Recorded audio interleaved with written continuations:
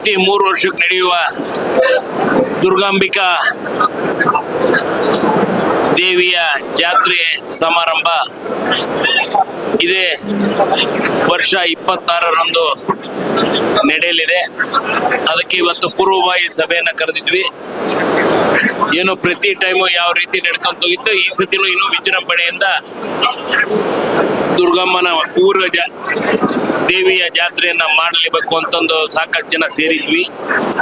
ಇವತ್ತು ಈ ಒಂದು ಕಾರ್ಯಕ್ರಮ 21ಕ್ಕೆ ಜನವರಿ 20ಕ್ಕೆ ನಮ್ಮ ಅಂದರ್ಗಂಬ ಪೂಜೆ ಬೆಳಿಗ್ಗೆ 10:30ಯಿಂದ 11:30 ತನಕ, ಮತ್ತೆ ಅದೇ ರೀತಿ 22/2ಕ್ಕೆ ಅಲ್ಲಿಂದ 1 ತಿಂಗಳಿಗೆ ಏನು ಸಾರ್ ಹಾಕೋದು, ಮತ್ತು 24 ಮತ್ತು 25ರಂದು ಹಬ್ಬ.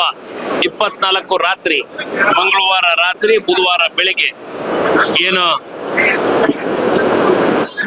ಹಬ್ಬವನ್ನ ಆಚರಣೆ ಮಾಡಬೇಕು ಅಂತಂದು ಬಹಳ ಉತ್ಸುಕರಾಗಿ ನಮ್ಮ ದಾವಣಗೆರೆ ಜನತೆ, ಎಲ್ಲ ಬಾಬ್ದಾರರು, ಎಲ್ಲರೂ ಇವತ್ತು ಭಕ್ತಾದಿಗಳು, ಕಮಿಟಿಯ ಎಲ್ಲ ಸದಸ್ಯರುಗಳು ಸೇರ್ಕೊಂಡಿದ್ದೇವೆ.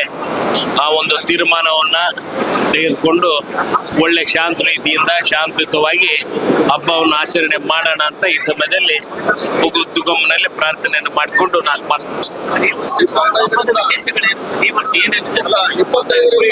ಈಗ ಪ್ರತಿ ಟೈಮು ಇದ್ದಂಗೆ ಸಾಂಸ್ಕೃತಿಕ ಕಾರ್ಯಕ್ರಮ, ಏನೋ ಕುಸ್ತಿ,